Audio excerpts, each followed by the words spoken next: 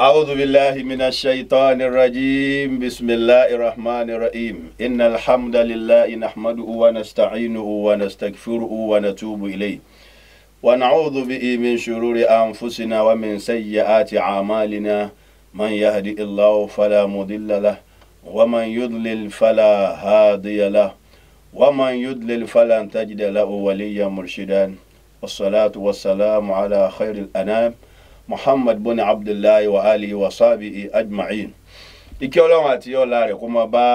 gbogbo àwọn tá a jẹ́ mùsùlùmí lọ́kùnrin lóbìnrin lọ́mọdé lágbà. Akíra wa kú oríire, akíra wa kú ọjọ́ tèní. Ẹ̀yin ọmọ ìyá mi ní Islam, akíra wa ní kíkí àlàáfíà. Ìpè assalamu alaikum wa rahmatullahi wa barakatuh. Orúkọ tèmi ni al-Imam Musa Murtado Abọ́lájí Ainur Rido Al-Adabi. Tí ètò yóò máa lọ ní sísẹ̀ntẹ̀lé ní wẹ́rẹ́wẹ́rẹ́, ètò náà tí a ń pè ní Alubarika,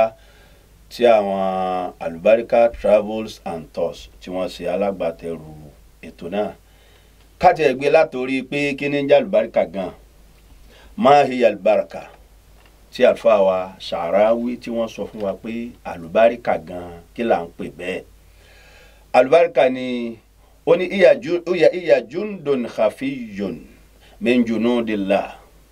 yursilu aliman yasha'u min ibadihi. Alubarika jẹ́ ọmọ ogun kan láti ọ̀dọ̀ Ọlọ́run. Ọmọ ogun yìí ó pamọ́, kìí ṣe ń tá a máa fojú rí. Ó ní ọ̀nà tí yẹn ti rí. Ọ̀nà tí yẹn ti rí òun náà ni fa in hallat fil mali aktharatihu. Tí Alubarika bá sọ̀kalẹ̀ sára owó, èyí ó sì máa rí wípé Alubarika ti dára owó náà. Gbogbo ohun tí Alubarika bá ti sọ̀kalẹ̀ sí, a mọ̀ pé aláì lágbájá Alubarika máa débi owó rẹ̀, lágbájá máa lówó, torí pé Alubarika yé débì kan àbí kó sebẹ̀ lọ́sọ̀ọ́. That is fa in hallat fil mali aktharatihu.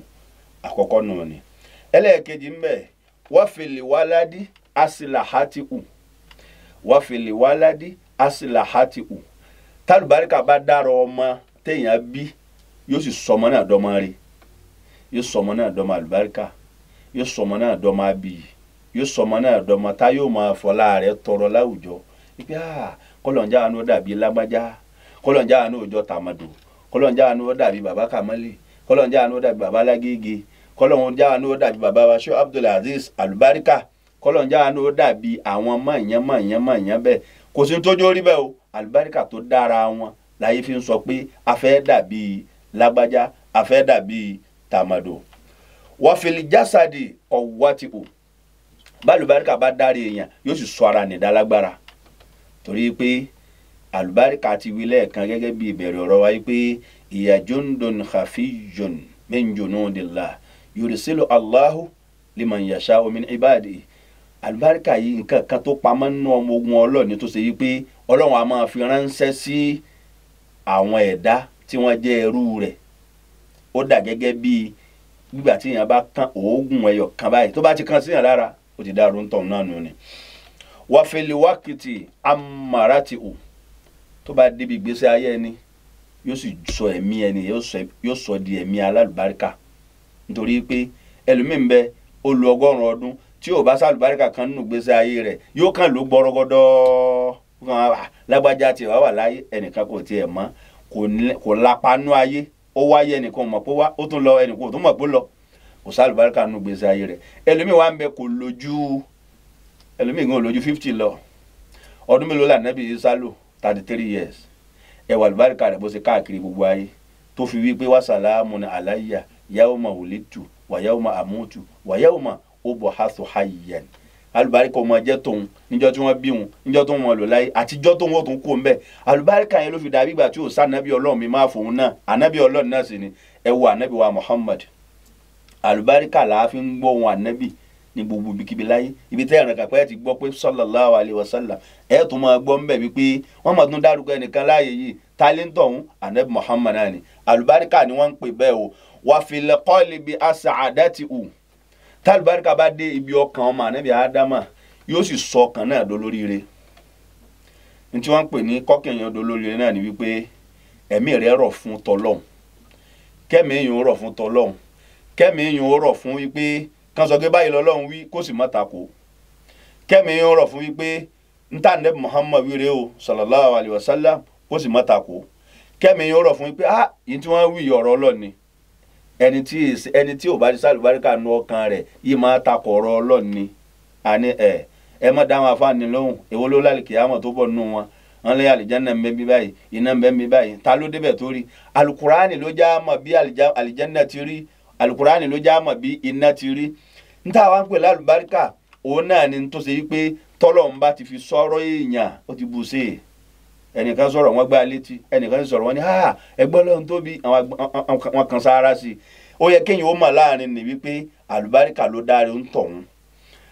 Albarika Travels and Tours tó wá ṣe ìgbékalẹ̀ ètò yìí pé ká máa dára wa lẹ́kọ̀ọ́ nípa tọlọ́hun àti nípa alukur'an àti nípa hadith Ànábì Muhammad tá Ànábì fi kọ́ wa lẹ́kọ̀ọ́ àti ọ̀rọ̀ àwọn àfáà pé báyìí làwọn àfáà wí èyí tó dáa ni èyí tí ò dáa ni èyàn náà gbọ́dọ̀ mọ̀ wípé tí wọ́n ní a máa ṣe yìí èyàn gbọ́dọ̀ farabalẹ̀ láti máa gbọ́ ká lè máa fi ẹ̀mí àti ọkàn ká lè máa fi bá ètò náà lọ kí wá ni wọ́n ń pè lálùbáríkà òun náà ni àwọn tí a ti wí yìí àkọ́kọ́ ń bẹ alukurani tọ́lọ́run fi rán Ànábì ọ̀gá àlùbáríkà ni Ànábì gan tọ́lọ́run ọba tún fi rán olórí àlùbáríkà là Ànábì ká tó wá pé gbogbo àwọn sàábì rẹ̀ tí wọ́n sọ fún wa pé bá Ànábì ti ṣe rè o bá Ànábì ti ṣe rè àwọn ò bá Ànábì ti ṣe àmọ́ abánú àkọọ́lẹ̀ pé Ànábì máa ṣe báyìí Ànábì máa ṣe báyìí tí ẹ bá fẹ́ wà kan tí ò bójú mu wá ní mọ̀ ṣe báwọn Ànábì yìí ṣe báwọn Ànábì ò fẹ́ bẹ́ẹ̀ Ànábì yìí parọ́ Ànábì yìí ṣèké Ànábì yìí ṣòfófó gbogbo ntẹ Ànábì yìí ṣe náà ló fi ní ẹ̀yin náà jìnnà sí torí pé ní yòówù tó bá dánwò láàrin yín yóò rí yàhé o tí wọ́n ń pè ní àlùbáríkà ní ká tẹ̀lé ẹni tọ́lọ́hun gbé kalẹ̀ láṣáájú fún wa kó máa jẹ́ kudwatun hasanan liman kana yarjullaha wal yawmal akhir wa dhakara Allaha kathira ntá Ànábì jẹ́ fún wa òun náà ni àríkọ́ṣe dáadáa kò sí ntá Ànábì fi jẹ́ àríkọ́ṣe Ànábì jẹ́ ní àlùbáríkà táyé lè kọ́pì Ànábì jẹ́ ní àlùbáríkà tá a lè máa sọ wípé bí ti ń ṣeun náà káàánú ò máa bá a ṣe bẹ́ẹ̀ bẹ́ẹ̀ bá ti wá lè ṣe bí Ànábì ti ṣe òun tọ̀hún náà ti rí wípé òun kọjá àlàtọ̀ lọ́nù ni àlùbáríkà tó bá dára owó àní yóò ṣe kí ni yóò sọ owó nìdí púpọ̀ tí wọ́n bá fún yàn ní owó tẹ́lómi tó fi bẹ̀rẹ̀ wò níjọ́ tí ń bọ̀ wéko yìí wọ́n gbé lẹ́sẹ̀ lérí mọ́tò wálẹ̀ yìí ni ẹlòmíì wọ mọ́tò jẹ́ǹgì wé èkó yìí nílùú tó ti wù kó wá ó sì tó délẹ̀ yìí náà èlò wọn kó fún kó máa fi ṣòwò wọ́n sì kó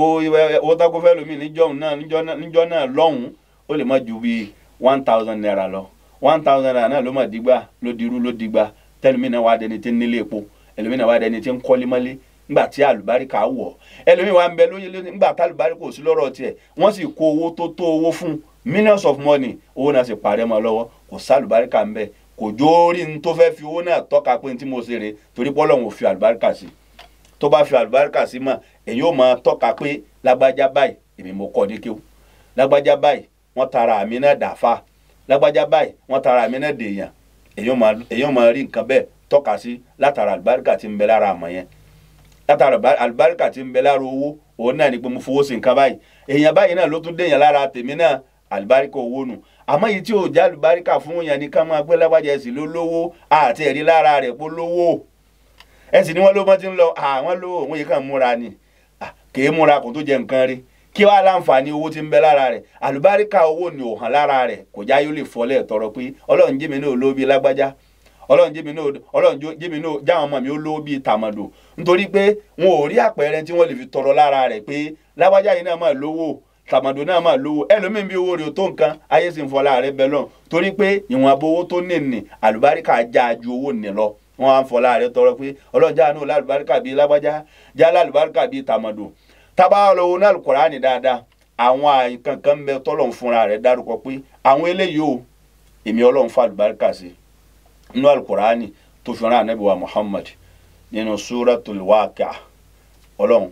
kó jẹ́ kí a rí ọ̀rọ̀ náà gbọ́yé tá a bá rọ̀rọ̀ náà gbọ́yé kọ́lọ́run ó jẹ́ kí a lè mú un lò tá a bá rọ̀rọ̀ náà mú un lò tó bá di jálì kìyàmà tọ́lọ́run bá láwọn eléyìí asahabul yamini ni jáàmà bẹ́nu àwọn asahabul yamini kámọ́ sínú àwọn asahabul shimal àlùbáríkà Ànábì wájú ọlọ́run nínú Al-Qur'ani náà àwọn ááyà mẹ́rin tálùkùránì fún rẹ̀ tọ́ka sí pé ẹ kíyèsí ẹ̀yin ọmọ ènìyàn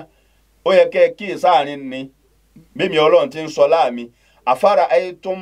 ma tumununa a antum takhalukuna am nahanul khalikun àkọ́kọ́ nù.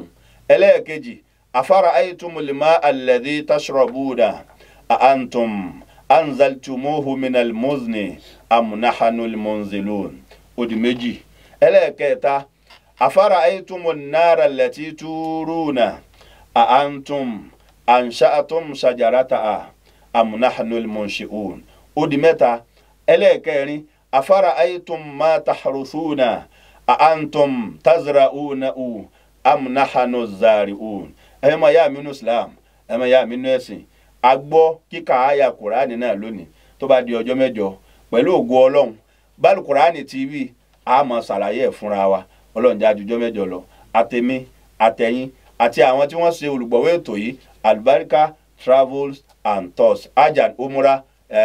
service tí wọ́n gbé ètò náà kalẹ̀ ọlọ́run jẹ́ àjọ pàdé dáadáa ní ọjọ́ mẹ́jọ insha Allah. èmi ọmọ ọ̀yá inú ẹ̀sìn Al-Imam Musa Murtado Abọ́lájí Ainul Ridha Al-Adabi a máa pàdé ma'assalam wa ilal liqa. Alubarika Umrah and Hajj service fẹ́ni tó fẹ́ ṣiṣẹ́ àṣepé fẹ́ni tó fẹ́ ṣiṣẹ́ àṣepé iléeṣẹ́ wo la máa bá lọ.